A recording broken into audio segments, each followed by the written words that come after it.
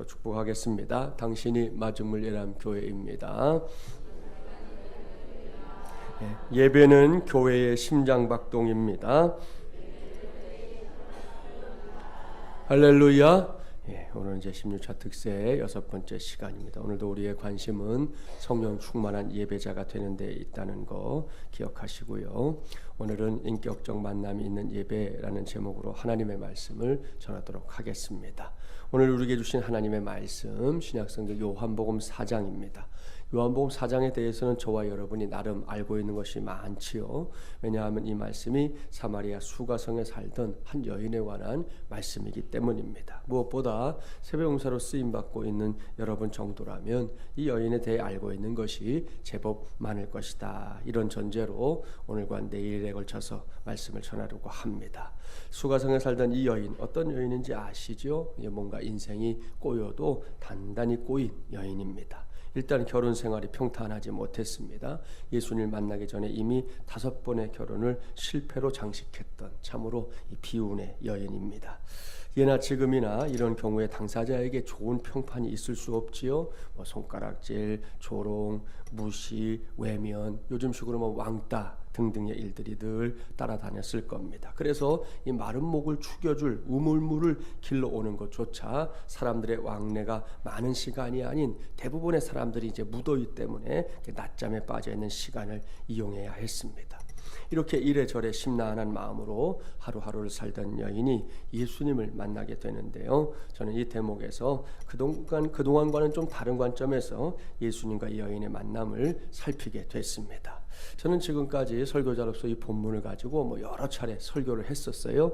여러분이 기억하고 있으리라 믿는데요. 지난달에도 저는 요한복음 4장 말씀 일부를 가지고 설교했던 적이 있었습니다. 그렇게 이 본문을 여러 차례 보고 또 읽고 설교했던 건데요. 그동안 놓치고 있었던 사실 한 가지가 있었습니다. 흔히 본문으로 설교하는 설교자들이 이 말씀을 수가성 여인이 물을 길러 왔다가 예수님을 만난 것이다 이렇게 이해하곤 합니다.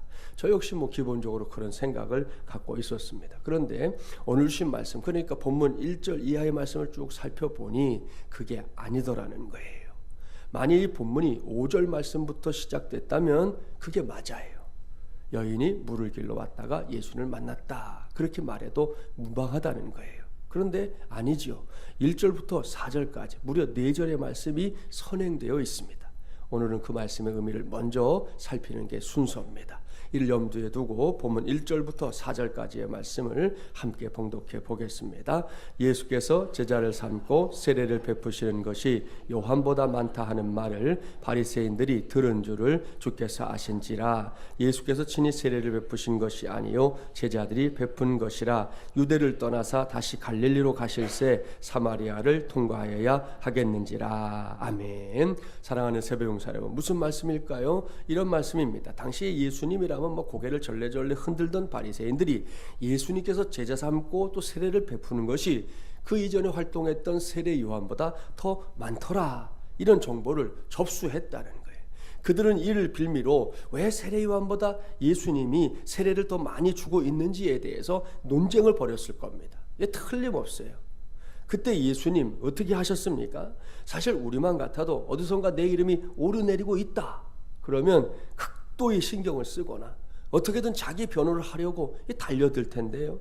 예수님은 그런 논쟁에 대해서 눈꼽만큼도 관심을 두지 않았습니다. 방금 말씀 봉독했지요. 예수님은 그런 일에 전혀 개의치 않고 그런 소식을 듣자마자 오히려 유대 땅을 떠나셨다 그랬어요. 이게 무슨 의미인지 압니까? 시간과 공을 들여봐야 아무짝에도 쓸모없는 비본질적인 것에 에너지를 쏟기보다는 정말로 중요한 일, 그러니까 영혼을 구원하고 살리는 일에 마음을 쓰겠다 하는 예수님의 의지의 표현이에요. 이러한 예수님의 생각을 우리도 잘 배워야 합니다. 이 본질과 비본질을 잘 분별하는 것 말입니다. 이것만 제대로 해도 우리의 신앙생활이 더욱 활기차질 수 있어요. 미국에 있는 한 이민교회, 하여튼 이민교회 별의별 일 많은데요. 한 이민교회가 예배당을 짓다가 큰 싸움이 일어나서 그만 분열됐어요. 원인이 뭐냐? 예배당 안에 카펫을 빨간색으로 할 것이냐 파란색으로 할 것이냐. 우스개기가 아니에요. 진짜예요. 예배당 카펫을 깔 거 아니에요. 예배당 다 짓고 나서 내 바닥에다가 빨간 거 깔 거냐 파란색 깔 거냐. 이것 때문에 성도들이 대판 싸웠어요. 이것 때문에 교회가 분열되고 말았어요. 여러분, 이게 제대로 된 일입니까? 아닙니다. 어이가 없지요. 예배당 카펫의 색깔은 결코 신앙의 본질이 아니에요. 그게 만일 본질적인 문제라면 우리 모두도 막 출뚱살뚱 싸워야지요. 그거는 본질이니까. 하지만 비본질적인 문제는 굳이 그럴 필요가 없다는 말씀이에요. 꼭 명심하십시오. 우리 신앙생활 하면서 정말 중요한 본질을 그거 붙잡는 데는 우리가 정말 출뚱살뚱 하자니까요. 근데 그 나머지 것들은 그럴 필요가 없는 것들이에요. 그럴 수도 있구나. 저렇게 생각할 수도 있지. 저렇게 행동할 수도 있지. 그러면 될 일이란 말이에요. 거기다 목숨 걸었다가 오히려 공동체가 어려워지는 경우가 얼마나 많은지 몰라요.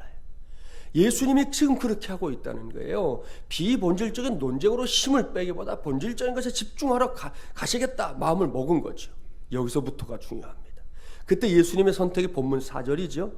사마리아를 통과하여야 하겠는지라. 뭐라고요? 사마리아를 통과하여야 하겠는지라. 분명히 이렇게 말씀하고 있어요. 이 말씀을 잘 보셔야 돼요. 제대로 묵상해 보세요. 이 말씀, 이게 어쩔 수 없이 뭔가를 한다는 그런 의미입니까?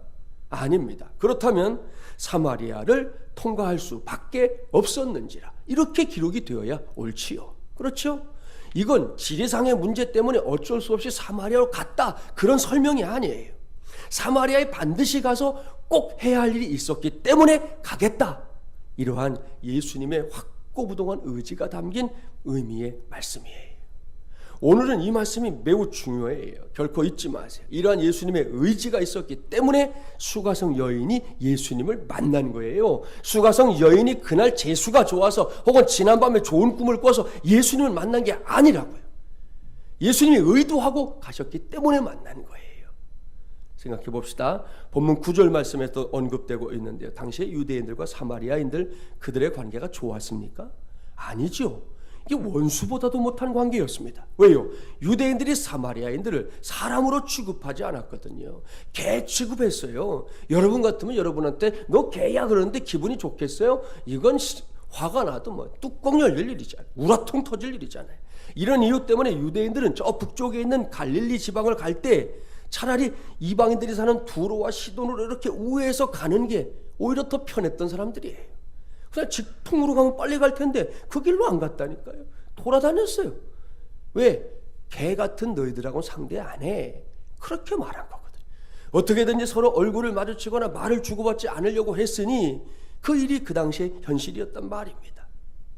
이런 상황에서 사마리아를 통과해야 하겠는지라 이 말씀을 생각해 보세요. 예수님은 별 생각 없이 사마리아로 가고 있는 게 아니에요.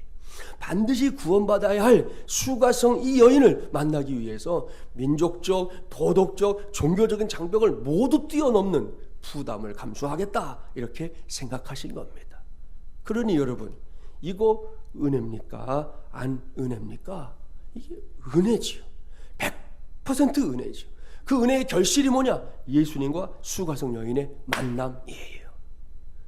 사랑하는 여러분, 여기까지 제가 전한 말씀을 쭉 떠올려 보세요. 이젠 정리가 되잖아요. 여인이 우물물을 길러왔다가 예수님을 만난 겁니까? 예수님께서 이 여인을 만나기 위해 찾아오신 겁니까? 후자라고요. 100% 후자가 맞습니다. 그리고 이것이 저와 여러분이 오늘도 주제로 삼고 있는 예배, 그 예배의 시작이에요. 주님께서 나를 먼저 찾아오시는 것 말입니다. 주님께서 우리를 먼저 찾아오시는 것 말입니다. 그렇습니다. 예배는 결코 내 편에서 먼저 시작하는 게 아니에요. 내가 마음 먹었으니 오늘 예배해야지, 그거 아니라니까요. 예배는 철저하게 주님 편에서 시작되는 영적인 사건인 줄 믿습니다. 우리는 종종 하나님을 위해 뭔가를 조금만 하고 나면 내가 이걸 했네, 저걸 했네, 이렇게 생각하거나 말하고 싶어 하는데요. 그게 사람의 속성이에요. 저도 그렇고 여러분도 그래. 바깥 세상들 말할 것도 없어요. 죄송하지만 그런데 그 정도의 명함으로는 저도 여러분도 하나님 앞에 내놓을 게 단 한 가지도 없어요. 오늘도 새벽을 깨우면 이렇게 하나님 앞에 나와 예배하고 기도하는 거, 이 정도가 하나님, 제가 지금 이렇게 주님을 위해 뭔가 하고 있는 거 아시죠? 이렇게 명분을 내세울 만한 게 못 된단 말입니다. 왜냐? 내가 이렇게 하기 전에 그것도 무려 2000년 전에. 더 올라가 볼까요? 심지어 태초에 하나님께서, 주님께서 나를 위해 먼저 하신 일이 말로는 설명할 수 없을 만큼 어마무시하기 때문이에요. 그게 뭔지 아시죠? 에덴 동산에서 아담과 하와가 처음으로 죄를 지었을 때 하나님은 이 고얀 놈들 너희들 어디 다 죽어봐라 이러지 않았어요. 아담과 하와를 긍휼히 여겨주셨어요. 우리는 종종 에덴 동산에서 하나님이 죄인된 인생들에게 벌 주신 것만 생각하지만 아닙니다. 하나님은 그 죄에 대한 벌을 치르게 한 다음에 어떤 생명체인지 정확하게 몰라요. 성경에 나오지 않으니까. 아무튼 생명을 가진 존재를 죽여서 죄로 인한 두려움과 수치심에 떨고 있던 아담과 하와를 위해 가죽옷을 만들어서 입혀주셨어요. 그것이 하나님의 실제적인 사랑이라고. 꾸짖고 쫓아내신 것이 본질이 아니에요. 하나님은 여전히 우리를 사랑하고 있었다는 걸 보여줬다고요. 그뿐이 아닙니다. 2000년 전에 이 땅에 오신 예수님 떠올려 보십시오. 이 박상철이라는 가수가 부른 그 무조건이라는 노래 아시죠? 저는 그 노래 속에서 종종 예수님 떠올리게 돼요. 그래서 우리 교회 예랑제 때도 부른 적도 있잖아요. 그 가사 아시죠? 요약하면 사랑하는 사람이 부르기만 하면 무조건 달려간다, 이런 가사 아닙니까? 제일 감동되는 건 후렴구예요. 태평양을 건너 대서양을 건너 인도양을 건너서라도 당신이 부르면 달려갈 거야, 무조건 달려갈 거야. 그 다음 아시죠? 자 보십시오. 솔직하게 말하면 이건 말뿐입니다. 말뿐이에요. 그래도 대단해요. 태평양 하나만 건너도 뒤로 넘어갈 일인데 대서양도 인도양도 다 건너가겠다고 하잖아요. 그렇다면 예수님은 어떻게 하신 줄 압니까? 하늘 보자 두고 말구유에 와서 십자가에 달리기까지 우리를 구하러 달려올 거야, 무조건 달려올 거야. 이게 짜짜라 짜라 짜라 짠짠짠이야 이게. 할렐루야. 사랑하는 여러분, 이건 비교가 안 되는 거예요. 우선 이건 말뿐이 아니에요. 실제 상황이에요.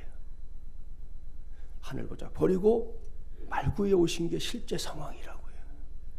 그렇게 와서 십자가에 달리기까지 우리를 사랑해 주신 게 실제 상황이라고.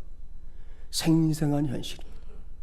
그렇게 달려온 예수님이기 때문에 굳이 사마리아 수가성에 들어가신 거예요. 거기서 자신이 꼭 만나야 할 여인을 직접 만나신 겁니다. 이것이 오늘 우리가 주목해야 할 예배다는 겁니다.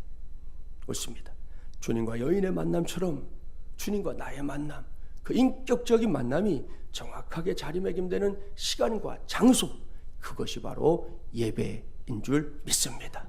여기서 다시금 본문으로 가볼까요? 지금까지 말씀드린 대로 여인이 예수님을 찾아온 게 아니라 예수님이 일부러 이 여인을 찾아가신 것이다, 이걸 전제하고 본문 10절과 11절 말씀 함께 봉독합니다. 10절 11절입니다. 예수께서 대답하여 이르시되 내가 만일 하나님의 선물과 또 내게 물 좀 달라 하는 이가 누구인 줄 알았더라면 내가 그에게 구하였을 것이요 그가 생수를 내게 주었으리라. 여자가 이르되 주여 물기를 그릇도 없고 이 우물은 깊은데 어디서 당신이 그 생수를 얻겠사옵나이까. 아멘. 자, 2절밖에 되지 않은 말씀인데도 다른 성경 말씀보다는 좀 내용이 길지요. 이 말씀에서 대화의 초점을 찾아낸다면 그것은 목마름이라는 문제와 해결책입니다. 그렇죠? 오늘의 본문만이 아니라 내일 우리가 이어서 살펴볼 말씀에서도 여인은 계속 목마름을 호소하는 거예요. 내가 지금 목이 마르다 이거예요. 이 목마름을 어떻게든 해결하고 싶다는 거예요. 목마름의 경험은 여러분에게도 분명히 있을 겁니다.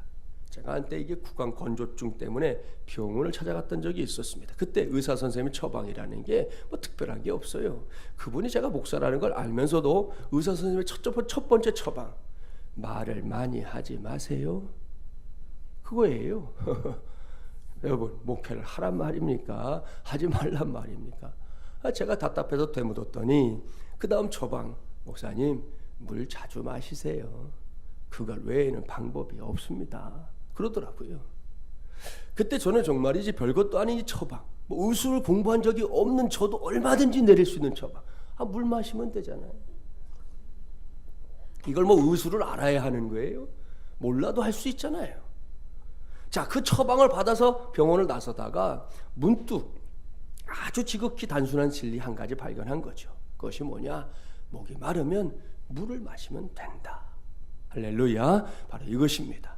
그렇지 않습니까? 누구든지 목이 마르면 물 마시면 되는 거예요. 지금 특세에 참석하는 우리 성도들을 봐도 알 수 있는데요. 새벽에 열심히 기도하다 보면 목이 마를 때 있잖아요. 그럴 때 대비해서 아예 자리에 앉기 전에 물 한 컵 챙기는 성도들 눈에 보입니다. 뭡니까? 목이 마르면 물을 마시면 된다. 이것을 알고 있기 때문이죠. 자, 운동장에서 체육대회가 벌어졌다 생각해 보세요. 올 가을에 우리 해야 되잖아요. 그 체육대회에서 열심히 달리기를 하거나 여러 경기에서 선수로 혹은 응원단으로 뛰고 나서 목이 마르면 어떻게 합니까? 그렇습니다. 물 마시는 거예요. 이른 아침 잠에서 깨어나면 말라있는 목 어떻게 죽여야 되겠어요? 물 마시면 됩니다. 음식 먹다가 목이 메면요, 마르면 어떻게 해야 돼요? 그때도 물 마시면 돼요. 아주 단순한 진리입니다. 목이 마르면 물을 마시면 된다. 사막을 여행하게 되는 여행객들이 이 단순한 진리를 뼈저리게 경험합니다. 사막의 오아시스는 여행객들에게 가장 소중한 보물이에요. 일단 목이 타들어가기 시작하면 억만금을 줘도 소용없어요. 당장 목이 말라 죽게 생겼는데 물질이 무슨 소용이 있단 말입니까? 그때는 오로지 물만이 해결책이에요. 출애굽기 15장을 보면 홍해를 건너 수르강에 들어간 이스라엘 백성들이 물을 먹지 못해 하나님께 부르짖는 장면이 나옵니다. 이런 사람들에게 아무리 멋지고 훌륭한 보물을 그야말로 억만금을 갖다 줘 보십시오. 다 쓸데없어요. 목이 타들어가는데 잠시 잠깐이면 내가 죽게 생겼는데 그까짓 것들 거들떠볼 여유가 어디 있단 말입니까? 그때는 오로지 물만이 필요한 것이죠. 사랑하는 새벽무사 여러분, 예수님을 만난 여인의 관심사 역시 마찬가지입니다. 그녀는 폭폭한 인생의 주인공이었어요. 여기 가도 저기 가도 멸시와 조롱만이 있는 그런 인생이었습니다. 어디 하나 마음 붙일 곳이 없는, 그래서 스스로도 불행하기 짝이 없다 이렇게 생각하며 하루하루 연명하는 인생이었단 말입니다. 그 모든 것들이 여인의 목을, 그 영적인 목을 타들어가게 만들고 있었어요. 이제 남은 건 타들어가는 목마름을 해결하는 것, 바로 그것뿐이었는데요. 이어지는 말씀을 보니까 이 여인이 그 목마름을 해결할 수 있는 길을 드디어 찾고 있습니다. 본문 13절 14절 함께 봉독해 볼까요? 예수께서 대답하여 이르시되 이 물을 마시는 자마다 다시 목마르려니와 내가 주는 물을 마시는 자는 영원히 목마르지 아니하리니 내가 주는 물은 그 속에서 영생하도록 솟아나는 샘물이 되리라. 아멘. 할렐루야. 무슨 말씀입니까? 고민할 게 없습니다. 어렵지 않습니다. 오직 예수님만이 수가성 여인의 타들어가는 목마름을 해결할 수 있는 유일한 방법이다. 이런 말씀입니다. 믿습니까? 할렐루야. 여러분 이것이 예배입니다. 그리고 이것이 예배자가 누리는 복인 줄 믿습니다. 여기서 너무나도 놀랍고 감사한 것은 이 말씀이 단 하나의 토시도 바뀌지 않고 고스란히 우리를 향하고 있다는 사실이에요. 그렇습니다. 이 말씀은 결코 2000년 전 저 사마리아 수가성에 살았던 그 여인에게 국한된 말씀이 아닙니다. 이 말씀은 2019년 3월 12일 마지막 예람교회 제16차 특세 6째 날을 맞이한 제게, 여러분에게 단 한마디도 빠지거나 더함이 없이 그대로 100% 그대로 선포되고 들려지는 말씀인 줄 믿습니다. 내일 뒷부분의 말씀 이어나갈 예정인데요. 이날 예수님께서 수가성 여인에게 하려고 하신 것, 그것은 그녀를 예배자가 되게 하는 것이었어요. 그것도 제대로 된 예배자. 내일 보겠지만 이 여인이 예배에 관심이 많았어요. 예수님 만나기 전에도. 문제는 제대로 된 예배자가 되는 거였거든요. 그게 예수님의 관심사였다니. 성령 충만한 예배가 되는 것이 예수님의 관심사였다는 거예요. 그런 관점에서 예수님의 말씀과 그 마음을 좀 헤아려 봅시다. 예수님이 하려고 하신 것은 수가성 여인은 물론이고 오늘은 저와 여러분이 예배를 통해 생명 그 자체이신 하나님께 나아가게 하고 하나님의 은혜를 덧입게 하는 것이죠. 그렇게만 되면 인생의 목마름과 곤고함이 사라지기 때문입니다. 이게 예배입니다. 결코 잊지 마십시오. 예배는 하나님의 백성들이 살아계신 하나님을 인격적으로 만나는 매우 변혁적인 사건입니다. 예배는 인간의 상식을 초월하는 초자연적인 사건입니다. 따라서 참된 예배는 하나님을 보다 정확하게 알고 하나님을 찾는 데 있어요. 또한 사람의 영이 실제로 하나님을 만나는 것이요, 하나님의 사랑과 지혜, 또 진리의 아름다움, 거룩함과 은총 등등 하나님의 그 거룩한 속성들을 우리가 체험하면서 이 안에서 치유받는 사건, 그것이 예배예요. 이런 예배 우리가 결심한다고 해서 가능한 게 아닙니다. 앞서 말씀드린 대로 주님께서 우리에게 오셔서 참된 예배를 가로막는 모든 굴레와 제약들을 풀어주셔야만 합니다. 그러니 어제 이미 말씀드렸는데요, 우리 모두 어떠한 예배이든 예배제에 나아갈 때 꼭 기도해야 돼요. 주여, 우리의 예배를 살려 주시옵소서. 하나님, 예배하러 가는 제가 하나님께 구합니다. 주님, 오늘 내가 예배하는 그 예배가 살아나는 예배가 되게 해달라고 이렇게 구해야 한다는 말입니다. 꼭 구하십시오. 거기에서부터 하나님과 나와의, 주님과 나와의 인격적인 만남이 있는 예배가 시작될 줄 믿습니다. 미국 워싱턴의 어느 교회 목사님에게 하루는 전화가 걸려왔어요. 전화를 한 사람은 이제 가끔 그야말로 이렇게 잊을만 하면 교회에 한번 나오는 그런 교인이었습니다. 그 사람이 말했어요. 목사님, 이번 주일에 대통령께서 우리 교회에 참석하신다는 소문이 있던데요, 사실입니까? 그때 목사님이 대답했습니다. 네, 성도님, 아직 확실하지는 않습니다. 하지만 예배 드릴 때 그 자리에 예수님께서 계시다는 사실만으로도 성도님이 예배에 참석할 이유는 충분하지 않을까요? 라고 이야기를 해 주었어요. 목사님의 말씀에 그 교인은 할 말을 잃었다는 거지요. 여러분, 이 목사님이 그 교인에게 콕 집어서 가르쳐주고 싶어 했던 거 뭔지 여러분 아시죠? 우리 교회도 그럴걸요. 여기에 대통령이 온다 그러면 대통령 보고 싶어서라도 단잠이고 뭐고 다 때려치고 올 사람도 있을걸. 방탄소년단이 온다 그러면 다 때려치고 가서 앉아서 새벽기도 하겠다고 올 사람도 있을걸요. 우리는 그런 데다가 우리가 하나님 앞에 서는 것조차 초점을 맞추고 살고 있으니 이게 되겠냐는 거예요. 우리의 예배의 주인공은 하나님뿐이죠. 우리 주님만이 경배받으시는 것이 예배죠. 이 새벽기도 우리가 기도하러 왔지만 기도하기 이전에 더 우선적인 우리의 목표는 우리를 기다리고 계시는 주님 앞에 예배로 나아가는 거, 그거 아닙니까? 그걸 누가 시켜야 하고 그걸 어떻게 해야만 한다면 그거 참 불행한 일이에요. 우리가 스스로 하나님 앞에서 하고자 하는 열정을 갖는 것이 우리에게 마땅한 일 아니겠습니까? 그렇습니다. 말씀을 마무리합니다. 오늘은 계속해서 반복해서 말씀을 전했습니다. 예배는 하나님과 나와의 인격적 만남이 있는 예배다, 이건 말입니다. 옳습니다. 따라서 예배는 오직 하나님께만 드려야 합니다. 하나님 외의 다른 요소에 우리의 관심이 더 집중된다면 그것은 이미 실패한 예배입니다. 그런 관점에서 보면 혹 특별한 예배 때 우리는 오히려 예배에 실패할 가능성이 커요. 왜냐? 하나님 외에 우리의 관심을 끄는 것이 여기저기에 보이기 때문입니다. 따라서 이 시간 이후에는 이 점에 있어서 저와 여러분 모두가 새로운 다짐할 수 있기 바랍니다.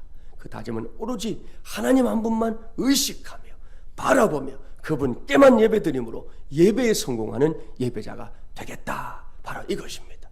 이러한 다짐으로 저와 여러분, 우리 마주물리란 교회가 하나님께 드리는 예배들이 반드시 인격적인 만남이 있는 예배, 그런 예배가 되기를, 그래서 그 만남의 축복을 마음껏 누리는 우리 모두, 또 우리 교회가 되기를 주님의 이름으로 간절히 축원합니다.